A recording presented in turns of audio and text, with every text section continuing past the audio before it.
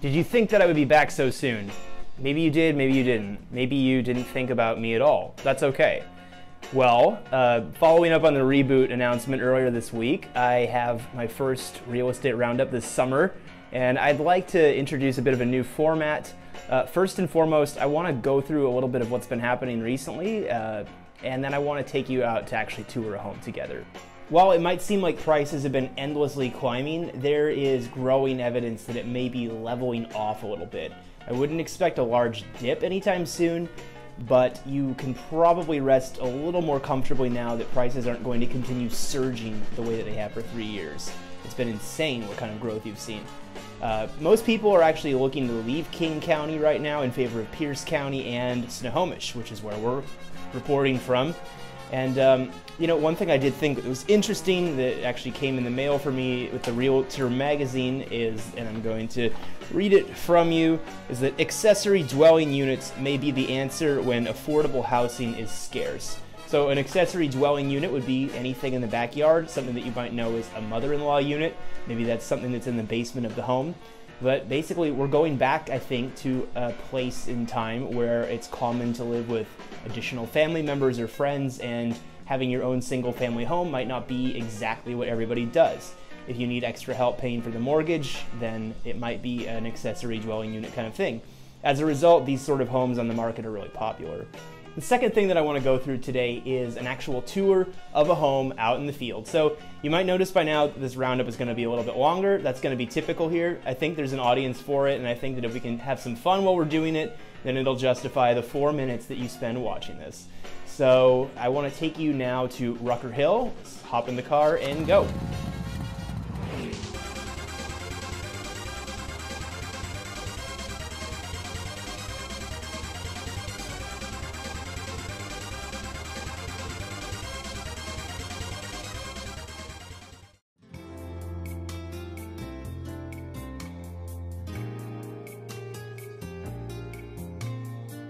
All right, after a little bit of messing around, we're here at 3420 Federal Ave, which, as a matter of fact, you must enter from the back because it's a little easier to put a key box on. I had to take a couple minutes to figure that out, but anyway, let's go on and get inside. We're in. Let's take our first few steps through the front and check out what we're working with here. So this is a really nice 1910 Dutch colonial home. It's got a pretty good amount of upgrades to it, as we're gonna see here. Ooh, and there's also a cat outside. Yeah.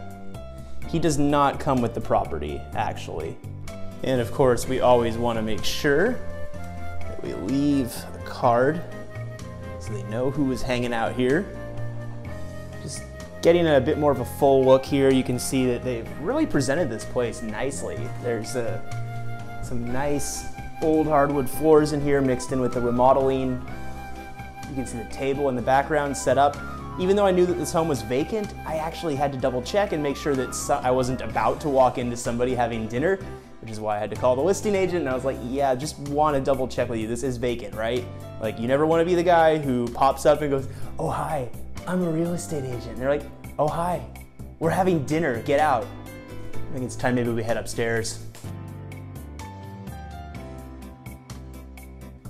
All right, upstairs you can kind of get a look at the layout here.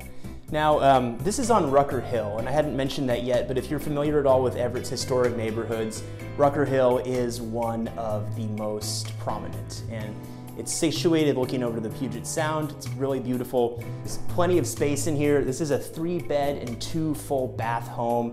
It's about 1,700 square feet and 510,000 right now.